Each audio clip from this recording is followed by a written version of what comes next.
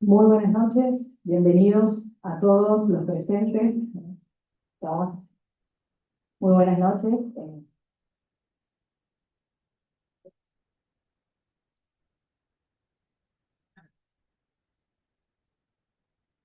Muy buenas noches. Es un verdadero honor darles la bienvenida en nombre del Colegio Público de Abogados de la Primera Circunscripción Corrientes a esta actividad que se enmarca en la conmemoración de los 100 años de su fundación y los 25 años de la colegiación legal. Agradecemos profundamente la presencia de cada uno de ustedes, tanto en la modalidad virtual como en la modalidad presencial, acompañando este espacio de formación, de reflexión y construcción jurídica. Queremos agradecer a todos los profesionales presentes, a magistrados que están hoy en este espacio, también a docentes, profesores. En primer lugar, quiero leer esta declaración de interés que nos ha hecho llegar la Municipalidad de la Ciudad de Corrientes, el Honorable Consejo Deliberante, que sostiene que este seminario, esta jornada de capacitación que se inician hoy, 9 de abril, en el mes de abril, y se van a extender hasta el mes de octubre del corriente año, en las instalaciones del Colegio Público de Abogados, institución que asume el rol de sede y motor de esta actualización. El seminario contribuye a jerarquizar la formación de los abogados locales, de los miembros de las fuerzas de seguridad, de los estudiantes avanzados de Derecho y de las instituciones gubernamentales y afines. La provincia de Corrientes, en sintonía con la tendencia nacional, ha migrado hacia un sistema acusatorio adversarial, en cambio no meramente formal. Representa una transformación cultural y operativa en la administración de justicia. En su parte pertinente y sanciona con fuerza el Honorable Consejo Deliberante de la Ciudad de Corrientes, sanciona con fuerza la declaración el Seminario de Actualización en Derecho Penal y Procesal. Artículo primero, declara de interés del Honorable Consejo Deliberante el Seminario de Actualización en Derecho Penal y Procesal que se realizará el día 9 de abril del año 2026 de 19 a 20 horas en el Colegio Público de Abogados. Así que le invito, por favor, si pueden dar un fuerte aplauso. Y luego la doctora Belén. Bueno, muy buenas tardes a todos, bienvenidos. Es un verdadero honor darles la bienvenida en nombre del Colegio Público de Abogados de la Primera Circunscripción de Corrientes a esta actividad académica que se enmarca en la conmemoración de los 100 años de su fundación y los 25 años de la colegiación legal. Agradecemos profundamente la presencia de cada uno de ustedes, tanto en modalidad presencial como virtual, acompañando este espacio de formación, reflexión y construcción jurídica. En esta oportunidad damos inicio al Seminario de Actualización en Derecho Penal y Procesal Penal, un espacio pensado para el análisis profundo de los debates actuales y los desafíos que enfrenta el sistema penal en nuestro país. Este seminario no solo propone una actualización técnica, sino también una mirada crítica y comprometida con la evolución del derecho penal contemporáneo. En este marco, resulta especialmente significativo llevar adelante la presentación del Instituto de Derecho Penal y Procesal Penal, que funcionará como ámbito académico permanente dentro del colegio. Vamos a presentar formalmente a sus integrantes. El director es el doctor Jorge Eduardo Bompadre, para quien pido un fuerte aplauso.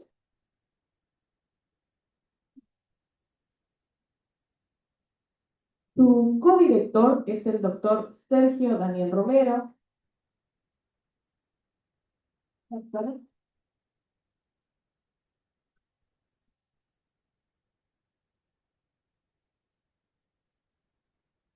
La secretaria es la doctora Ana Roxana Torales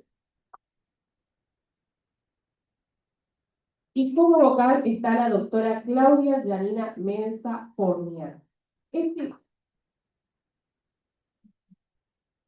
este equipo tendrá la responsabilidad de impulsar actividades de formación, investigación y debate, consolidando un espacio institucional de referencia en materia penal. En el marco de este lanzamiento académico, también vamos a realizar la presentación de la obra vinculada al eje temático del seminario, que constituye un aporte doctrinario de gran relevancia para la comunidad jurídica. Asimismo, en esta primera clase, vamos a tener el honor de que el doctor Jorge Bonpadre diserte sobre el tema Glosa sobre el nuevo Código Penal para Argentina. Se trata de una exposición que abordará de manera crítica y sistemática los principales lineamientos del proyecto de reforma, ofreciendo herramientas fundamentales para su comprensión e interpretación. Sin más, los invito a aprovechar este espacio de formación e intercambio, convencidos de que el fortalecimiento del conocimiento jurídico es la clave para el ejercicio profesional y el servicio de justicia.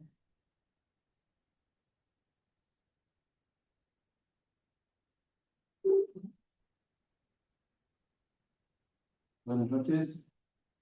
La verdad que para mí, como presidente del Colegio Público de Abogados de la Primera Circunscripción, es un honor y un placer que este equipo, liderado por el doctor Bonpadre, un prestigioso abogado a nivel nacional e internacional, que va a conducir el Instituto de Derecho Penal y Procesal Penal del Colegio de Abogados, y se sume a mi gestión. También es un placer que esté también acá el doctor Alegre, que fue el anterior director del instituto. Le agradecemos por todo el aporte que nos ha dado también como colegio. Y este instituto, la verdad que me conmueve porque está compuesto también por amigos que conozco de la vida de la facultad, que todos juntos estamos llegando a esta etapa adulta en lugares de interés, en lugares donde podemos aportar algo a la abogacía organizada. La verdad que felicitarlos, espero que tengan una gran labor. Empezamos con el año con todo, con un seminario que va a ser anual. Eso no quita que vamos a ir tratando otros temas durante el año, ya que, como todos saben, la abogacía se transforma y tenemos que seguir estudiando, y hay muchos cambios a nivel nacional y a nivel local. Así que no tengo más que augurarle todos los éxitos, y yo, como siempre, a disposición, y el colegio a disposición de todos ustedes, lo que podamos estar. Muchas gracias.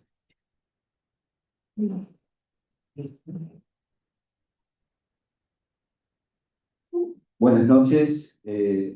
Como bien lo decía Juan, en mi caso particular es un honor, un privilegio pertenecer a este Instituto de Derecho Penal y Procesal Penal.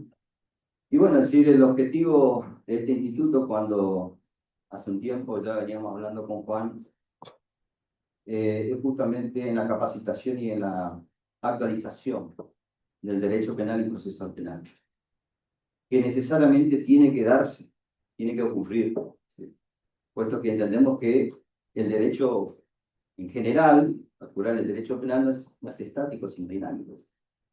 Necesariamente, ¿sí?, se necesita de capacitación y actualización. Y decía que es un honor y un privilegio poder integrar este Instituto de Derecho Penal y Procesal Penal con el director, el doctor Jorge Bonpadre, con la doctora Claudia Mesa Fournier y con la doctora Ana Torales. Así que bueno, seguramente dentro del Instituto de Derecho Penal tenemos el seminario también de actualización de Derecho Penal y Procesal Penal, que inicia hoy la primera clase. Y estoy convencido, tengo la certeza que de aquí va a surgir los aportes necesarios para ir perfeccionándose ustedes como profesionales en el derecho, en el ejercicio de la profesión, para lograr justamente una justicia más justa. Sí, muchas gracias.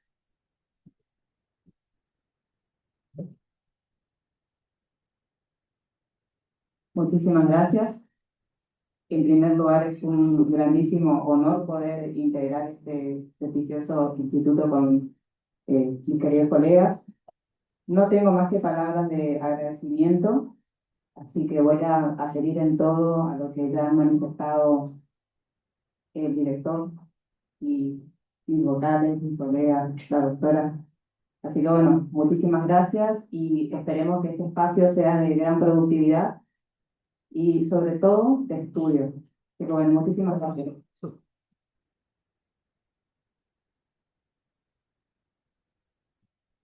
No, me toca a mí entonces. A ver.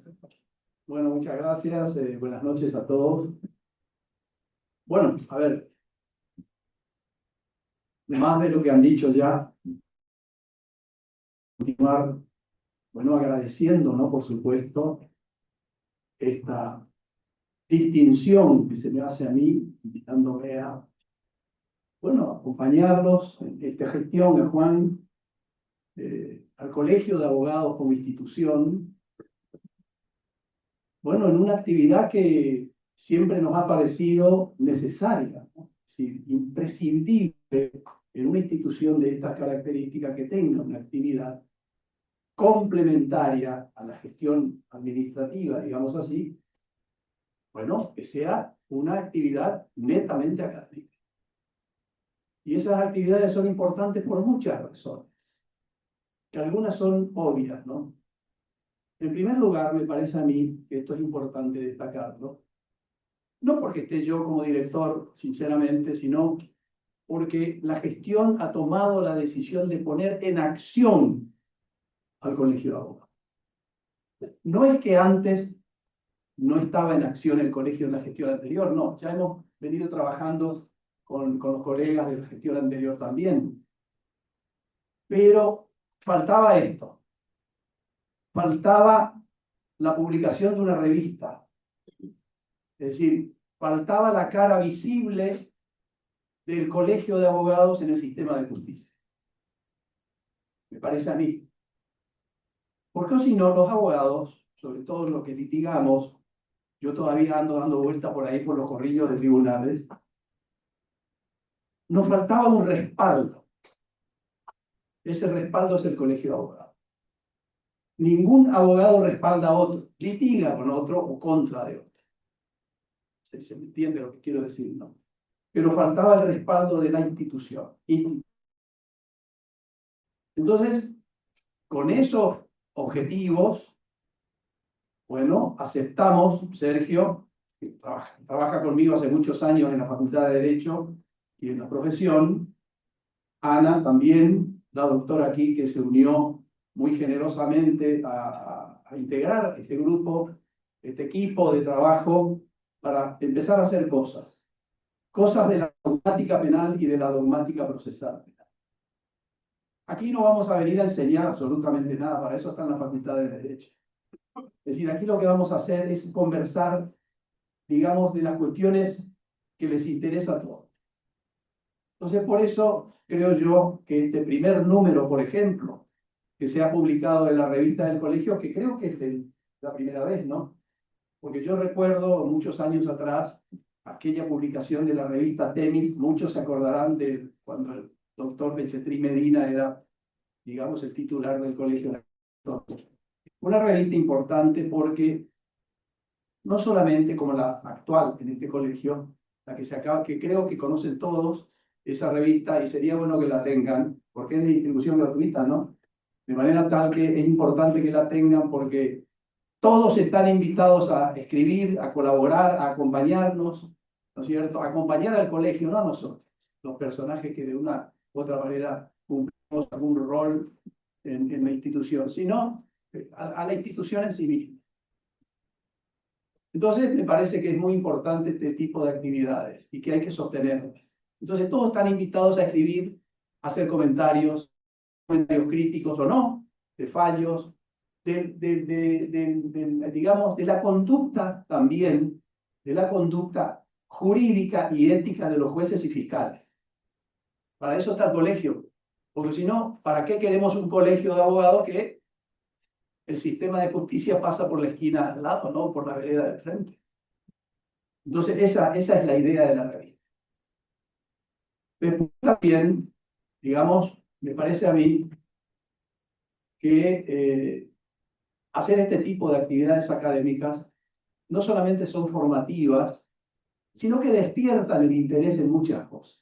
Despiertan el interés de todos, de nosotros también por la opinión de ustedes, por las críticas, por las sugerencias que puedan hacer, que siempre son bienvenidas. Entonces, frente, digamos, a un escenario como este, a mí se me ocurrió, no era fácil, digamos, armar una actividad de este tipo que se requiere de profesores muy importantes. Yo me excluyo, profesores de primerísimo nivel, de reconocimiento nacional e internacional, como son todos los que integran este curso que van a dar las clases hasta el mes de octubre, ¿no es cierto? No era fácil elegir los temas. Nosotros no elegimos los temas de los demás, pero hay una temática que puede ser uniforme, la idea es ser un poco así, ¿no? Para no ser tan variables. Entonces, a mí me pareció importante, interesante, para ustedes sobre todo, el tema de esta tarde. Yo lo titulé, le puse un título, sí, un título muy genérico, glosa, que la glosa es un comentario, no crítico necesariamente, pero sí un comentario de una obra o literaria, ¿no? Porque hacer un recorrido, y yo les diría bastante superficial, porque para hacer un comentario del proyecto, de Código Penal 2025 para Argentina, señores, digamos, necesitamos un curso y bastante largo para poder, digamos, comentar todo ese anteproyecto que nos llevó mucho tiempo trabajar. Y me pareció y me parece que puede ser de interés para ustedes, porque es lo que se viene. Es decir, es el próximo Código Penal en Argentina. No sé si va a ser exactamente el que proyectamos nosotros que trabajamos. No lo sé. Porque los tiempos políticos y las cuestiones políticas, bueno, siempre se entrecruzan, digamos, en el camino nuestro. Entonces, empiezan algunos problemitas, algunos cambios, etcétera. Bueno, que seguramente en ese trámite que tengan el Poder Ejecutivo, que ya lo tuvo, y en el Congreso, que calculamos que en pocos días más podría estar el anteproyecto presentado en el Congreso Nacional, bueno, veremos qué sucede, pero es lo que se viene. Y esto es importante destacarlo y por lo menos tener una visión general. Después ustedes, cada uno de ustedes en forma individual, se ocupará, por supuesto, de leer, de estudiar el código, el articulado del código, los comentarios. Nos ocuparemos de escribir seguramente algunas cosas vinculadas con este nuevo anteproyecto. Ya hicimos algo, publicamos algunas cosas ya, pero bueno, muy extenso y ahora vamos a decir algunas cositas, ¿no es cierto?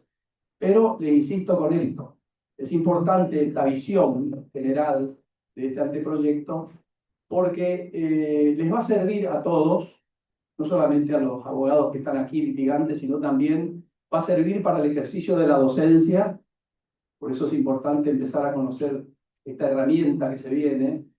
Va a ser importante para los estudiantes de Derecho, de Abogacía. Va a ser importante para los investigadores. Va a ser importante para el sistema de justicia, jueces y fiscales que tengan que empezar a leer cosas nuevas. Hay muchas cosas nuevas, muy nuevas, muy nuevas. Yo después les voy a contar algunas anécdotas que son las que realmente fundamentan normativamente una figura, ¿no? Que hemos trabajado mucho. Pero les quiero contar cómo se gestó esto. ¿Y por qué? Porque por ahí ustedes dicen, no, pero no nos interesa la gestación de este anteproyecto. Pero yo creo que es interesante por lo que voy a decir ahora enseguida. Esto en realidad, digamos, empieza sobre finales del 2023. Yo en ese momento estaba en Italia y recibo una llamada del entonces ministro de Justicia de la Nación, el doctor Mariano Julio Olivar. Y me dice, palabras más, palabras menos, por supuesto, voy a resumir esto. Que Jorge, ¿qué te parece si estamos trabajando en una idea, un proyecto que ya lo tengo yo hace muchos años y bueno, ahora que estoy en el ministerio, aprovechamos el empuje político del gobierno en estos momentos, etcétera, estamos queriendo trabajar en un proyecto de reformas al Código. Bueno, no les digo, mira, encantadísimo, yo, mucho gusto, mucho gusto. ¿Y quiénes seríamos? Mirá, seríamos vos, yo y Garrido, el doctor Garrido. Otro jurista, no sé. Pero digo, somos tres, no, sí, tres. No, dijo, tres es imposible que podamos trabajar en una reforma de la magnitud con que se trabajó después, ¿no? Bueno, así pasaron los días y se formó la comisión en el 2024 a raíz de 2 resoluciones del Ministerio de Justicia de la Nación, donde conformó la comisión en definitiva. No sé si ustedes conocen a todos los miembros, fueron 11 miembros, incluido el doctor Julio. Yo tuve el honor, por supuesto, y una alegría infinita y un agradecimiento infinito también a los miembros de la comisión que por unanimidad me designaron presidente de la comisión. Yo creo que por viejo, más que por otra cosa, ¿no? Pero lo llamativo, tanto para mí, para muchos pues, amigos y colegas, incluso a ellos, que esta vez sea un provinciano, ¿no? El presidente de la comisión, una cosa rara, porque a los porteños sacarle algo es bastante complicado, ¿no? Y allá en Buenos Aires, en la sede en Buenos Aires, si hubiera sido acá es otra cosa, Buenos Aires. Bueno, entonces, estas son anécdotas, entre paréntesis, digamos, pero bueno, así comenzó la cosa. Y trabajamos a comienzo del 2024 hasta fines de octubre, en que terminamos el proyecto, trabajando mucho, mucho, mucho. Obviamente se remitió al trámite siguiente, que era el Ministerio de Justicia, y todo ese trámite que va al Poder Ejecutivo, a la Dirección de Ciencia y Técnica y demás de sectores, de organismos que revisan hasta la ortografía, etcétera, la puntuación, todo. Bueno, y ahí ya las cuestiones políticas de por medio demoraron un poco las cosas y bueno. La cuestión es que en el 2025 se termina el proyecto. Yo participé, es decir, lo que les quiero comentar es que se trata de un proyecto que se gestó y se realizó en 2 etapas. La etapa nuestra, genuina, digamos, original, y después pasa al Poder Ejecutivo, donde se incorporaron muchas cosas. ¿Y esto por qué quiero destacar? Porque cambió el ministro de Justicia. Entonces, al cambiar el ministro de Justicia, ahora está un jurista, un colega, que no sabemos qué está por hacer. Estamos en una zona resbaladiza, no sabemos qué es lo que va a hacer. Aparentemente, por las noticias que tenemos de la prensa de los últimos días, bueno, el presidente, conjuntamente con el ministro de Justicia actual, estarían, además de hacer las consultas a la Corte y demás, etcétera, estarían presentando el proyecto al Congreso. También una noticia confirmada por el jefe de gabinete, que no sé si va a estar preso o no cuando el proyecto se ingrese al Congreso, pero lo dijo. Hasta ahora va gambeteando la pelota, ¿no? Pero bueno, así que bueno, eso es lo que quería destacar, porque no sea cosa que, utilizando una expresión no muy académica, no, muchos quieran saludar con sombrero ajeno. Entonces ahora vamos a tener un ministro de Justicia nuevo, que todos yo lo conozco hace bastantes años, que va a ser el autor del Código Penal, ¿no? Nuevo. Entonces, esto que quede claro, yo lo he dicho en varias conferencias en Rosario, en Buenos Aires, en varios lugares ya, porque a mí me parece que el enorme trabajo, no que hicimos nosotros, sino que hizo el doctor Julio Libarona, es realmente extraordinario, es espectacular el trabajo, el esfuerzo, el empuje, el acompañamiento que tuvimos estos 2 años, ¿no?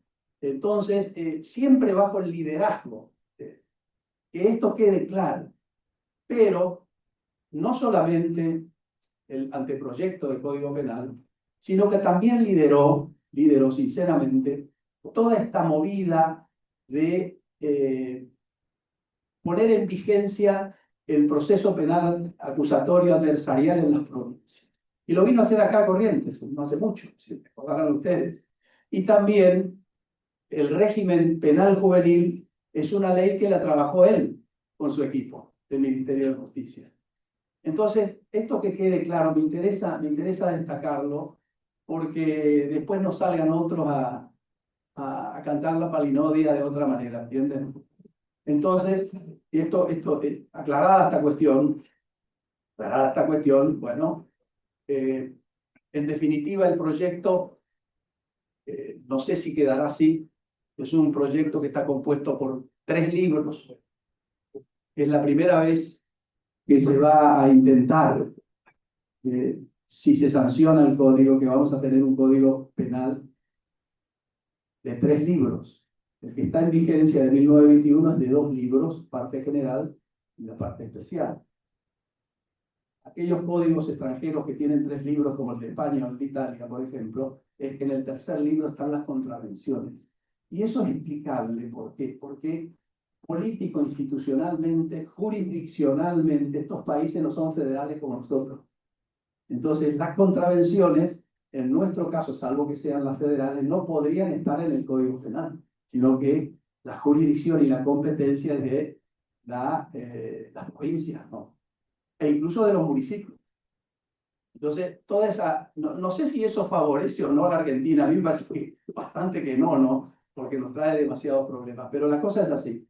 Entonces, en el tercer libro del anteproyecto, se ubicaron los delitos contra el sistema penal internacional, de la Corte Penal Internacional. Los delitos de guerra, de agresión, de lesa humanidad, etcétera, etcétera. O sea, de un código penal como el que está en vigencia, de 313 artículos, sin contar las normas complementarias, se pasa a 912. Los alumnos ya se les para el pelo así cuando tienen que... Si el de 313 nos cuesta, imagínense qué hacemos con el de 900 artículos, ¿no? Pero bueno, no pasa nada, a todos nos va a pasar lo mismo. De alguna manera van a tener que estudiar y aprobar, creo yo, ¿no? Pero bueno. Entonces a mí se me ocurrió, bueno, digamos, dar una visión general de esta cuestión que estoy desarrollando, ¿no?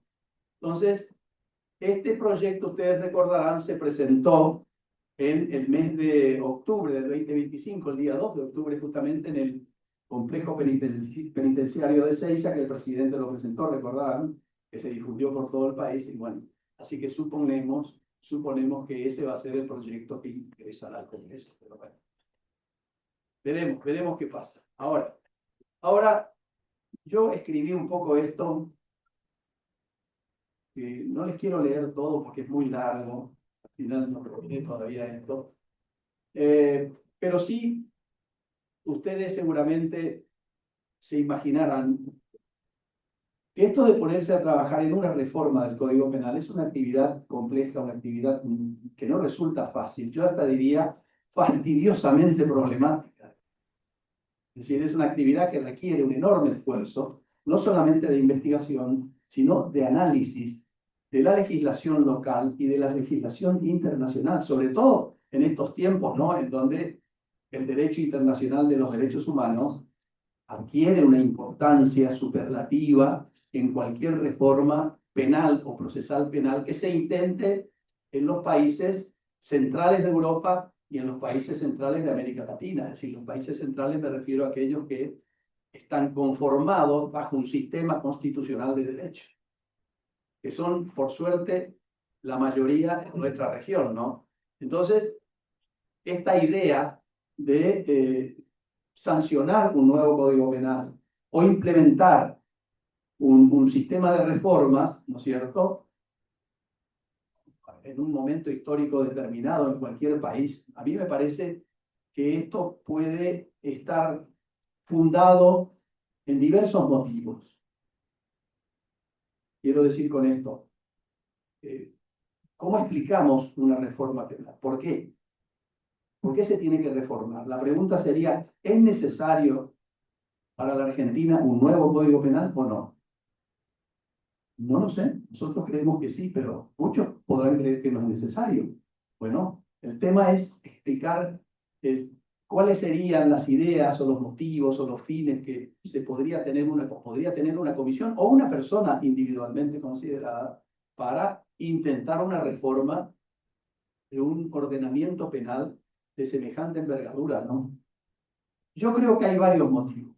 Algunos, ¿no?, por supuesto, debe haber muchos más. A mí se me ocurrieron 3 motivos. El primero, por tratarse, me parece a mí, de un modelo, el actual, totalmente desactualizado. desactualizado. Es decir, es un modelo, un sistema ordenado, indudablemente. Muchos dicen que ya ha perdido ese ordenamiento y esa coherencia y esa sistemática. Yo creo que no está. No es para tanto, digamos. Este código, por viejo que haya sido, no tenemos que calificarlo de mal. Es decir, todos aprendimos de él, todos enseñamos con él, todos nos formamos con el Código Penal de 2021, de 1921 que está en vigencia, etc. ¿no? Pero la verdad es que está desactualizado. Ese podría ser un motivo importante, fundamentador de esta idea, de esta finalidad de reformarlo. Con eso ya sería suficiente. Pero, ¿por qué? Y ha quedado desactualizado porque ha quedado fuera del paraguas, del alcance, ¿no es cierto?, de las distintas formas criminales de la actualidad. El Código Penal nuestro que está en vigencia se ha alejado bastante de esta, digamos, a ver cómo llamarlo, ¿no? Estos modelos o estas conductas criminales que se están dando en la actualidad en el mundo, ¿eh? A lo que debemos sumar los conflictos bélicos que nos pueden tocar. Ahora somos espectadores asombrados, azorados, miramos por televisión una guerra, pero nos puede tocar. Por eso ese tercer libro que hemos incorporado precisamente se ocupa de, digamos, analizar todo este tipo de conductas criminales.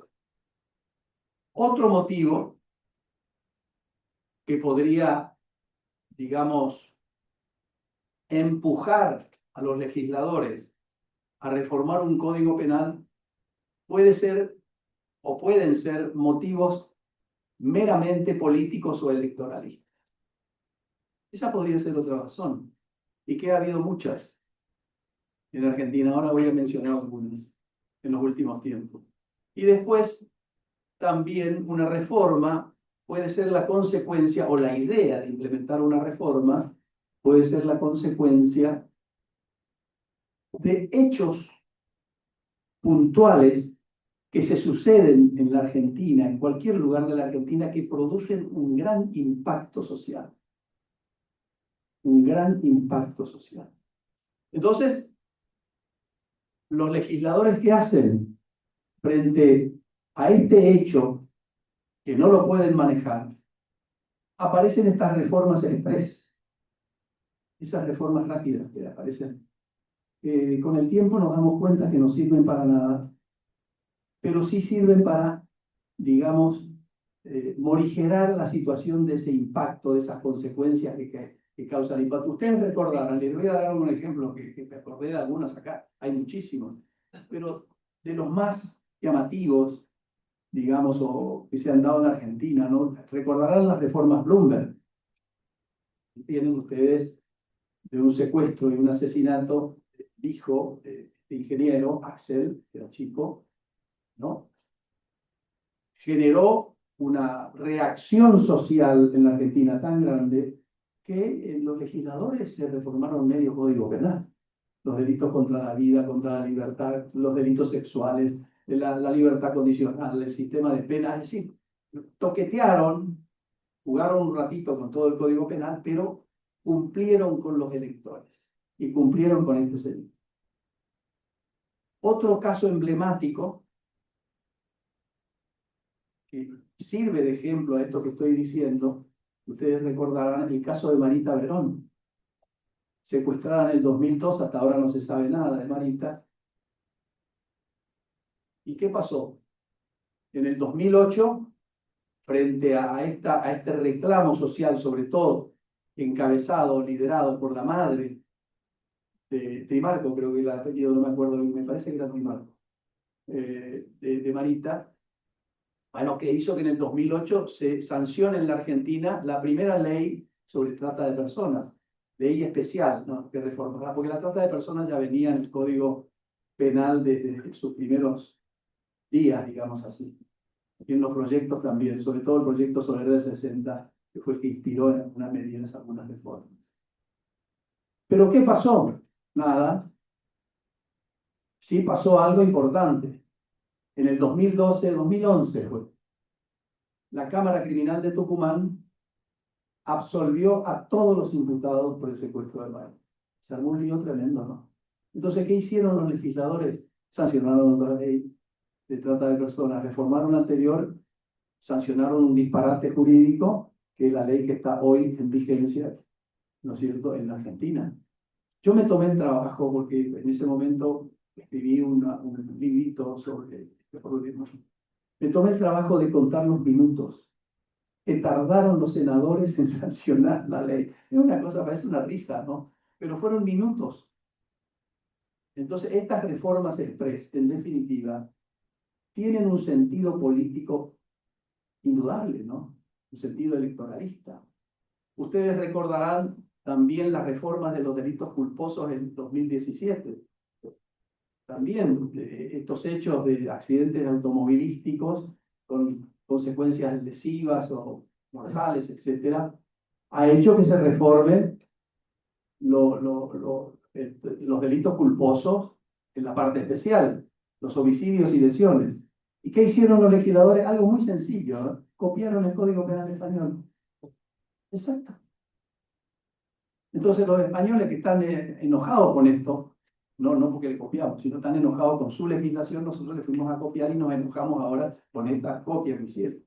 Entonces todo este disparate que han sancionado con los delitos culposos fue un tema y sigue siendo un tema importante, un tema relevante por las dificultades que ha generado el sistema de justicia.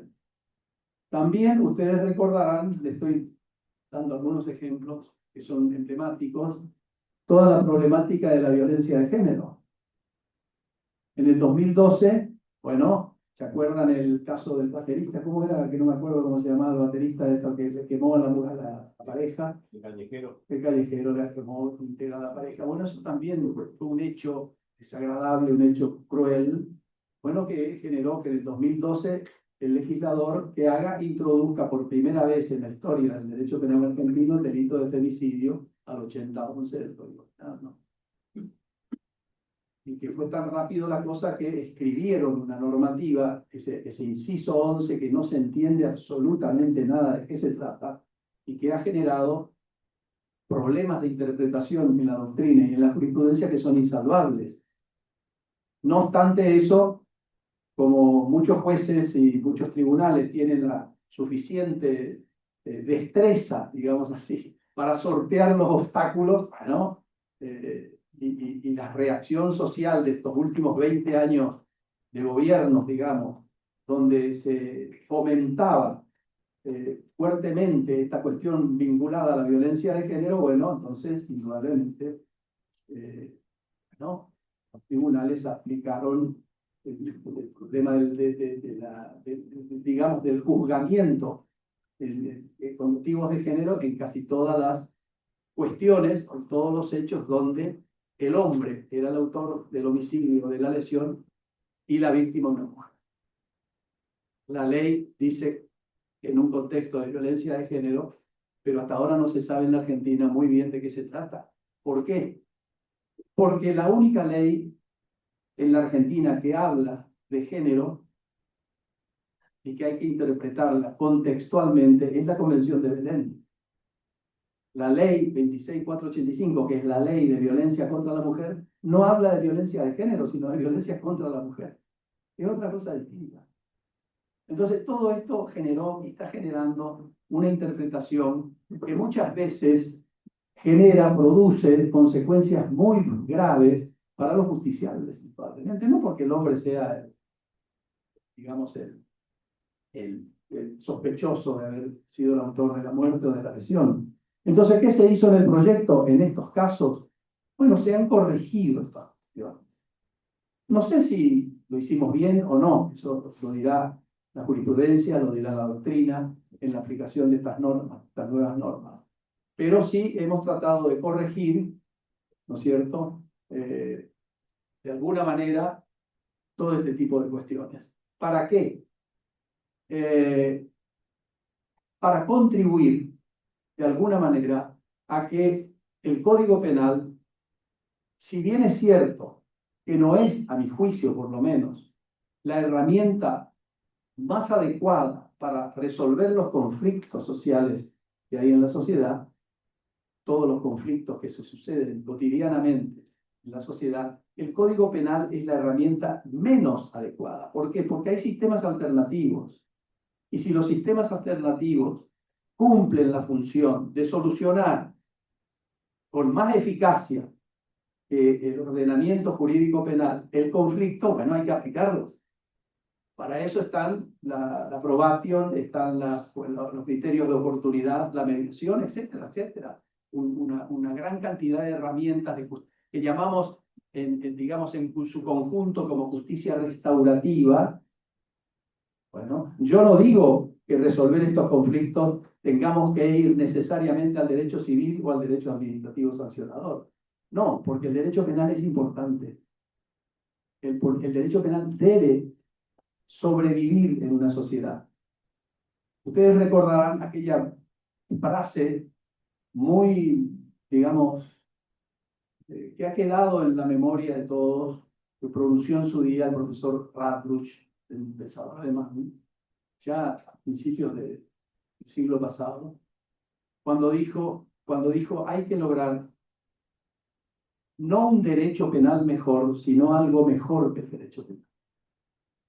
Es decir, ¿qué quiso decir con esto?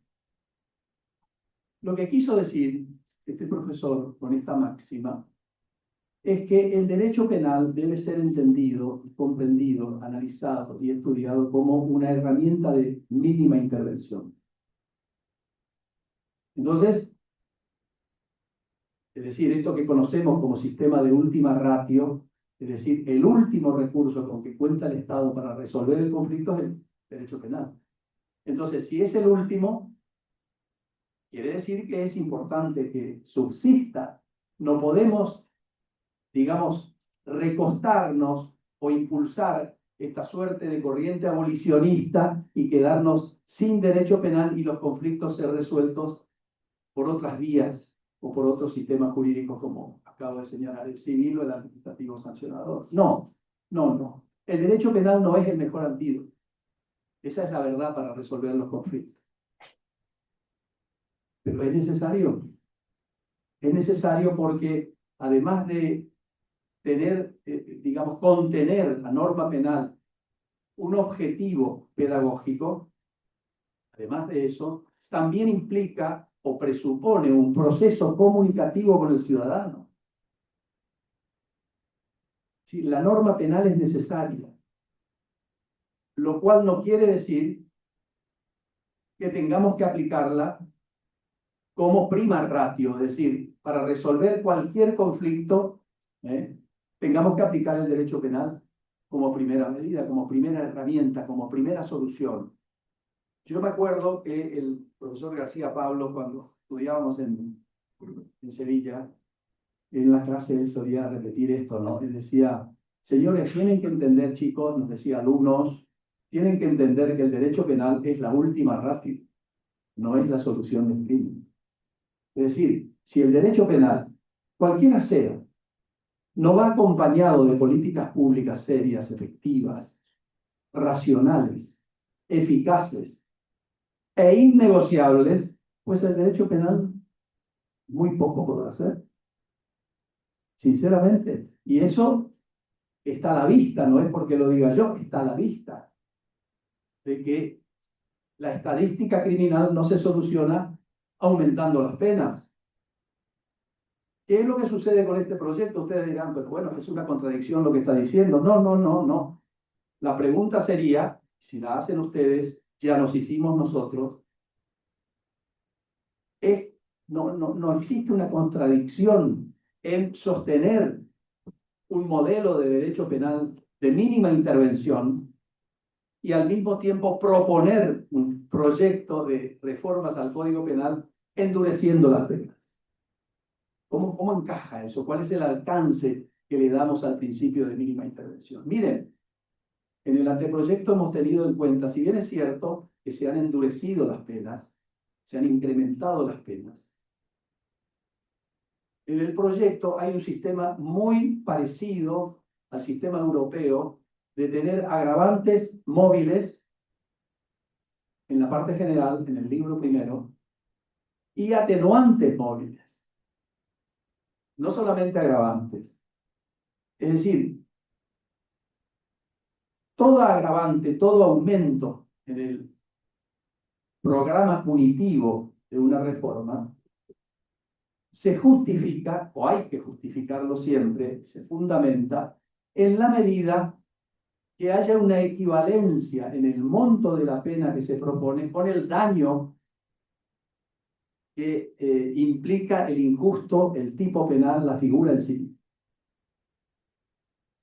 Es decir, ¿qué quiero decir? Digámoslo de otra manera.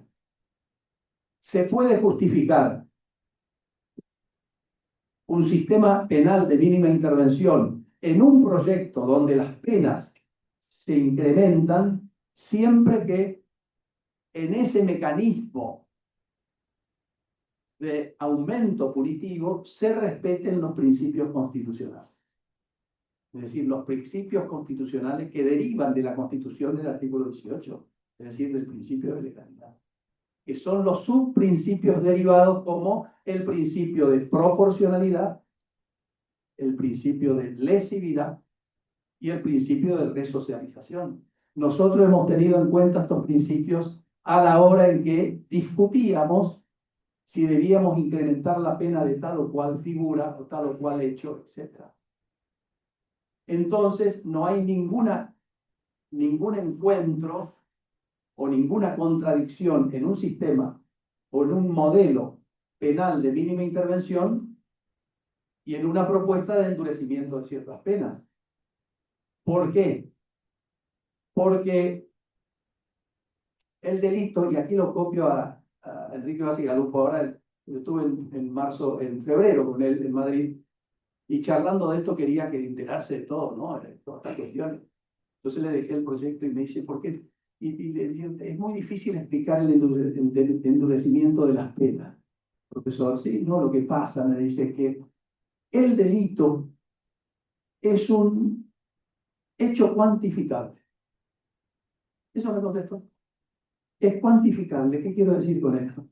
Y tiene razón, pensando no tiene razón. Es decir, no todos los hechos tienen que tener la misma penalidad, porque mucho depende del tipo específicamente en sí mismo, del autor del delito, de las consecuencias que produce ese hecho, digamos, que tenemos que considerar si es delictivo o no, etcétera, etcétera. Es decir, el delito es, fíjense ustedes qué oración tan impecable, ¿no? Es una herramienta, es un hecho cuantificado. Cuantificado. Eso lo dijo Basigalupo, no lo digo yo estoy repitiendo, nada más de chachar tomando un café con él. Entonces, nosotros no hemos dudado un minuto en analizar los costos de cada hecho que debíamos considerar o no punible. Les doy un ejemplo. La estafa piramidal, la que conocemos como estafa piramidal, es una estafa, no hay ninguna duda. Pero tiene que tener la misma pena que la estafa básica. Cuando la estafa piramidal tiene un costo social, un daño público inconmensurable, los mecanismos de realización de la estafa, los medios utilizados, las redes sociales, la informática, etcétera, etcétera. Entonces, evidentemente se trata de un hecho punible de mayor entidad lesiva que la estafa de la figura básica. Que se puede comprar acá una bicicleta con un cheque sin fondo y había una estafa que tienen, ¿no es cierto?, hasta 6 años de prisión. Entonces nosotros hemos aumentado la pena de la estafa y consideramos que la estafa piramidal es una estafa agravada. Entonces no hay ningún impacto con el principio de proporcionalidad y seguimos sosteniendo el sistema, el modelo penal de mínima intervención. No sé si se me entiende lo que quiero decir. Esto es una visión muy rápida, muy abuelo de pájaro, muy superficial de todo lo que estoy diciendo, ¿no? Pero estoy puntualizando las directrices, las ideas centrales que han dirigido nuestra actividad en la comisión.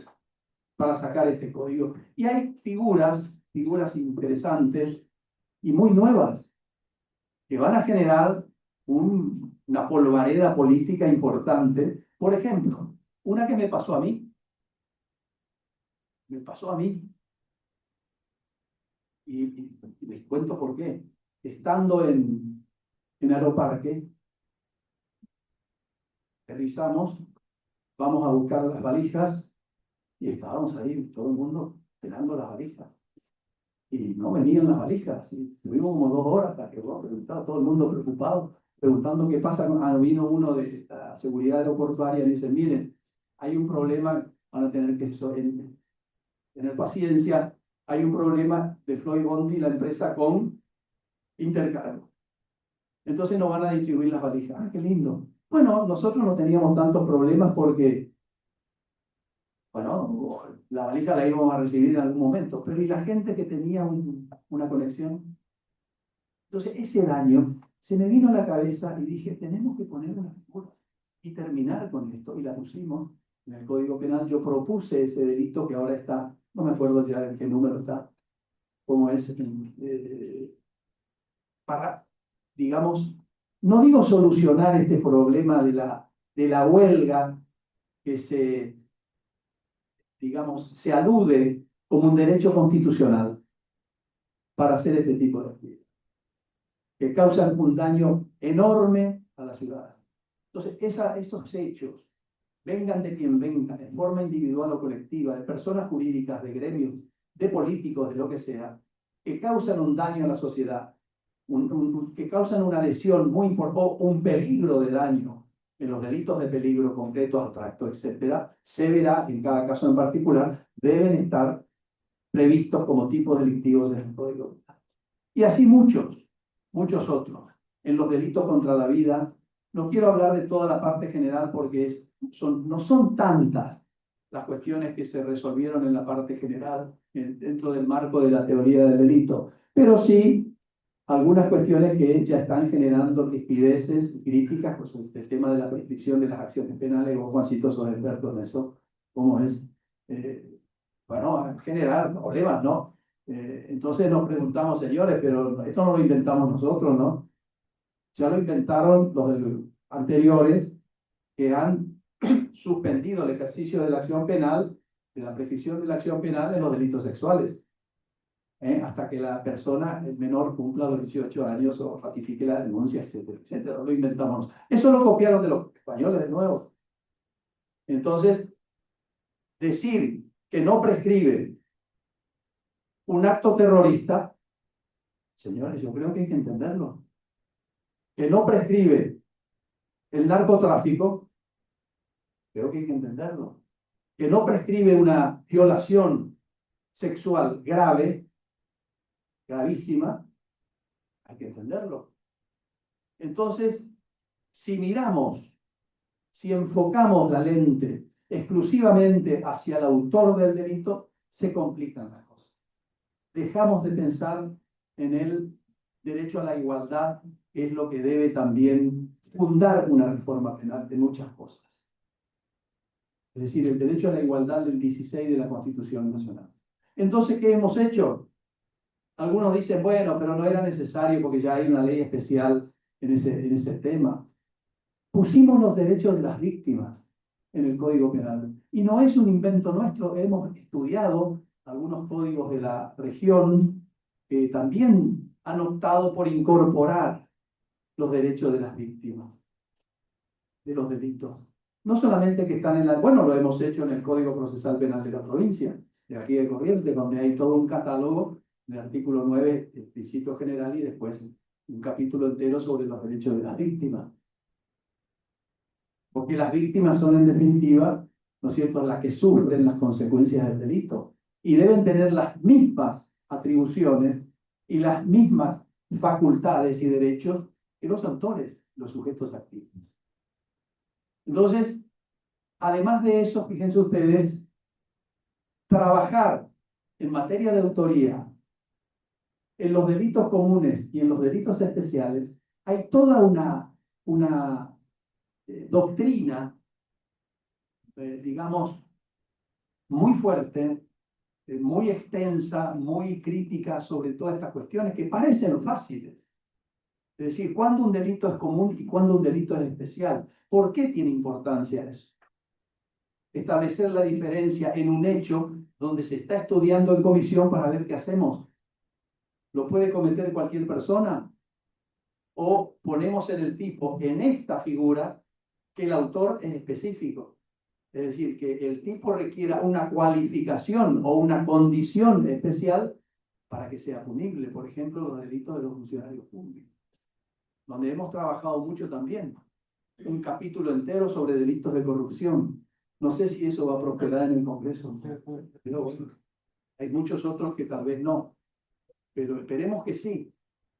¿Por qué? Porque, señores, la Argentina, si se ha caracterizado en algo en estos últimos años, en firmar y ratificar cuanto convenio y tratado ande volando por el costo. Lo que pasa es que no cumple ninguno. También ustedes, si tienen que leer, hablábamos con Casito de eso hace un rato, si tienen que estudiar, los abogados litigantes tienen que fundar una defensa o una acusación particular en algún hecho, etcétera, cualquiera sea, y tiene que empezar a analizar la legislación vigente en el país, nacional e internacional, y señores, se van a meter en un problema, en una zona tan resbaladiza y tan difícil de compaginar para que podamos trabajar tranquilamente en el ejercicio de la profesión. Entonces, indudablemente, todo este sistema, este modelo de derecho internacional de los derechos humanos que está vigente en Argentina, teníamos que incorporarlo. ¿Cómo no iban a estar en el Código Penal? Señores, el Tratado de Roma, teníamos que incorporarlo. Lo que no se ha hecho en 100 años. Y el Tratado de Roma está vigente en la Argentina, aprobado por Argentina, que tiene la pena máxima de 30 años de prisión, salvo los delitos excesivamente graves que son ya los del derecho de la Corte Penal Internacional, ¿no es cierto?, que tienen cadena perpetua, prisión perpetua, pero la pena máxima es de 30 años. Entonces, ¿qué hicimos? Pusimos como pena máxima en el homicidio 30 años.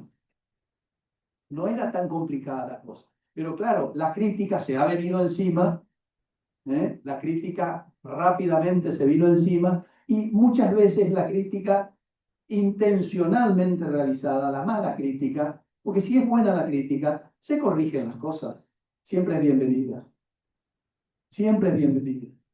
Pero ha habido críticas, nosotros hemos leído mucho las críticas de algunos autores, no voy a dar los nombres, uno es Raúl, pero bueno, gran amigo, pero no sé qué le pasa. Porque el proyecto de él es peor que el nuestro, el del 14. Señores, dirigió y lideró el proyecto de 2014 en el gobierno de una señora que hoy está en un departamento y no logró la aprobación, no logró que ingrese al Congreso. Ha sido por algo, ¿no? Entonces, una crítica es bienvenida cuando el proyecto es bien leído, contextualmente. No se puede criticar cualquier cosa, como ha sucedido. En Infobae pasan las críticas en los diarios, algunos diarios de críticas de este proyecto. Algunas son críticas que hay que tenerlas en cuenta, por supuesto, y se corregirán los errores o los excesos. Puede haber excesos, ¿por qué no? Yo pienso personalmente que hay muchas repeticiones que tendríamos que corregir en ese proyecto, pero ya escapó de nuestras manos. Ahora se van a encargar los políticos. Bueno, si nos llaman algunos, no sé, ahí le explicaremos algunas cosas, de por qué hemos hecho esto o no hemos hecho esto otro. Pero ya dependerá de la política criminal, dependerá de los legisladores. Nosotros hemos cumplido la misión. Nosotros hemos cumplido lo que se nos pidió, cumplimos. Creemos que regularmente, y sobre todo lo hemos hecho a honores. Esa fue la condición primaria que yo pedí, puse para poder estar yo, o sea, los demás me siguieron que sí, que nuestra actividad, nuestro acompañamiento, porque este es un código penal, si es que sale, que no es de Bullrich,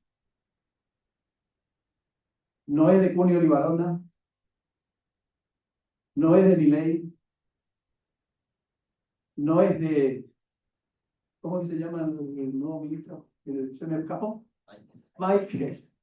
No es de Bompadre, no es de Basílico, no es de Boriski, es de la Argentina.